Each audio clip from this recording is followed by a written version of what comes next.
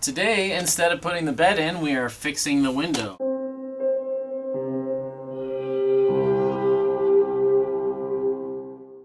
Today, we are fixing the window, and to do that, you unscrew all these little bolts, and you pry out the butyl tape that's in there. And up along the top edge, the butyl tape is not stuck at all, so that's why it's been leaking. So we're going to pull that out, clean it all off, put new butyl tape on, suck it all in, and it should be resealed. I do like that Ford uses these bolts so an average person like us could take it out and put it back in instead of using something like traditional cars where they're all glued in like a windshield. So that's a good thing. We gotta not break it. That's the biggest challenge. So don't over tighten these and don't drop that. That's our biggest worry today. I think it's ready to come out.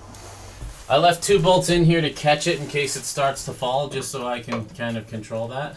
So the butyl's actually stuck back here, but from here forward, nothing was stuck. That's why it was dripping right there. That's where the butyl ended. All right, I'm gonna take these out. I'm scared. I am too, but we gotta do it. This is either gonna be really good or really bad.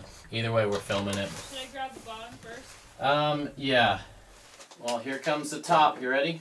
Yeah. Alright. Hang on, it's still attached over here.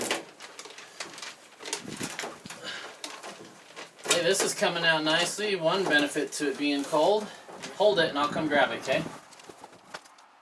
Yay! Look how clean that is. Here we have our window. That actually came out quite quick. It probably took 5 to 7 minutes to get out. So here is the old butyl tape that you can see was not sticking anymore and letting grime in there. That's why it was leaking. And it fits in this little channel here. So we're gonna pull the old one out, which it's not all sticky because A, it's old, and B, it's cold. See, this is sticky like it should be. This is not. So Teresa's gonna clean all these channels out, get all the goop out of there to prep for the next new roll of butyl. Then we need to clean the channels right here. Make sure that's clean and ready to accept new butyl, which that's pretty close to clean. Then we just put it in and cinch it down. Cinch it down is the wrong word. Slowly tighten it and not tighten it very hard. And that's that. Thank goodness for YouTube, how I learned how to do all that. I'd never done something like this before, but YouTube is the best university and it's free. Prepping the surface for the tape. This is tedious, cleaning out all the residue in here. It came off pretty good. We are using 3M general purpose adhesive remover. This one's all done, looks good. These are shiny because we put Plasti-Dip on these two. We originally wanted limo tint on the whole van, but they talked us out of it. We wished we wouldn't have let them talk us out of it, but so these 2 windows we've had covered for the last 9 months, and they're on the driver's side. We can't look out them anyway. They're where the bikes are, so we just decided to totally Plasti-Dip them to black them out. So it's Plasti-Dip over tint. Not ideal, but while we had these out, we figured we might as well just do that. And the fumes between the Plasti-Dip and the 3M are pretty brutal in here. I don't think I have any more nose hairs. This is what we're using to reseal the windows. It's 3M window weld, 1/4 inch round bead. It's butyl tape, 15 feet long, which sounds super long, but these are giant windows, so I don't even know if I'm going to have any left over after this window. We'll see. I'm not sure where to start. I think I read to start on the bottom, so we're going to give that a shot. This is interesting stuff. It's like a Play-Doh worm. When you suck the window on, it kind of squishes itself in to fill where it needs to be. It's sticky all over, so I don't know if it has a up and a down. Alright, almost used all 15 feet. Whoa. On this one side. Let's go stick it in.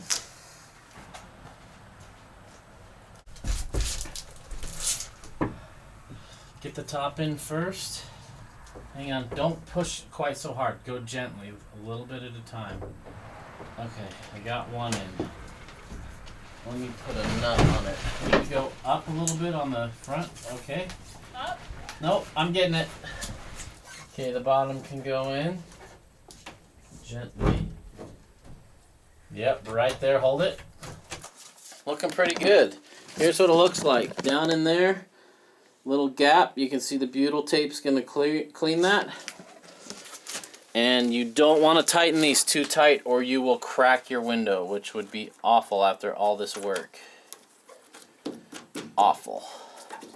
You also want these centered, if possible.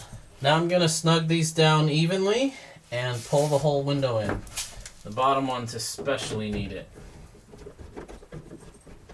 I'm doing this by hand so I don't go too hard.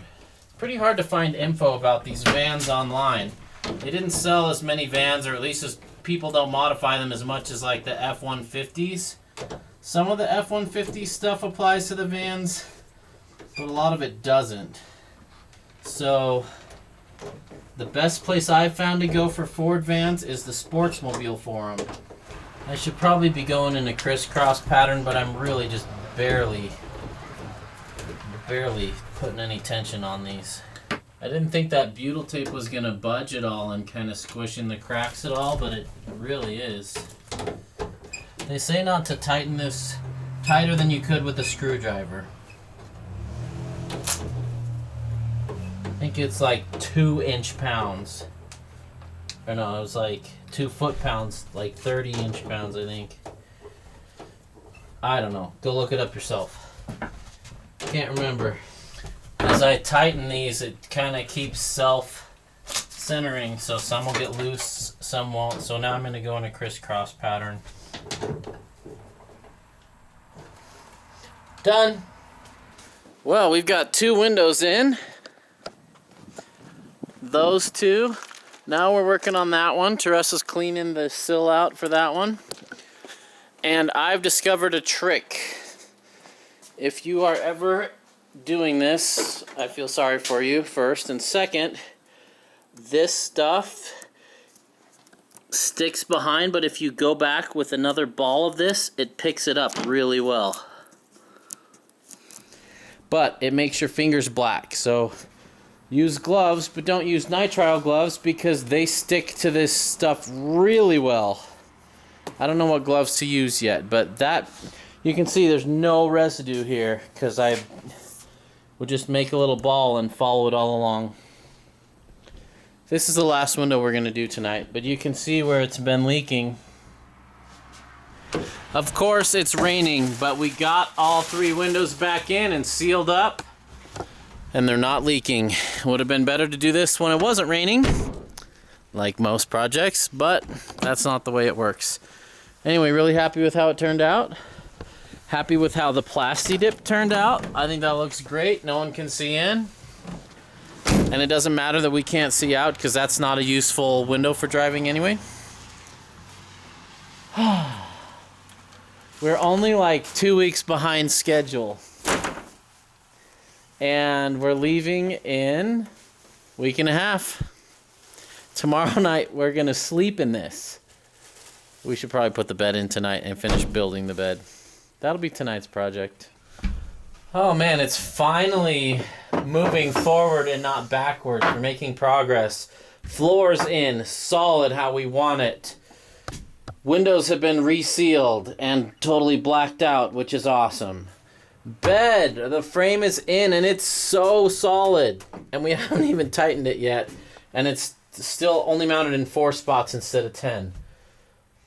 We did everything right. I am proud of how we did it. It's taken forever, but it's done right and it is solid. We still have a lot of figuring out how to put the bikes and all that in, but we'll take it one step at a time from here.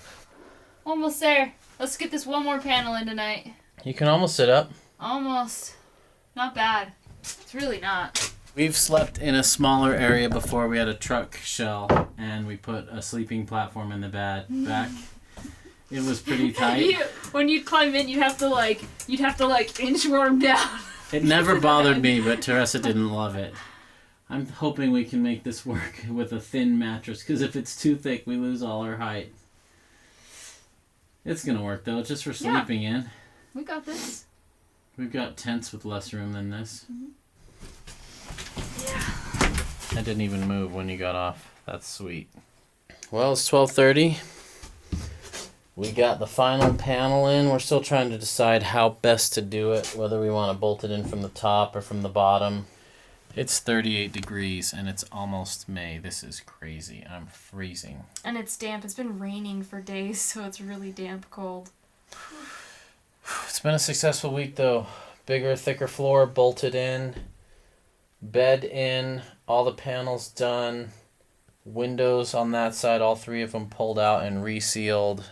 All good stuff. Best to do now rather than halfway down the road or halfway when everything is already built in here and we have to take everything out to redo the windows. So that'll be nice.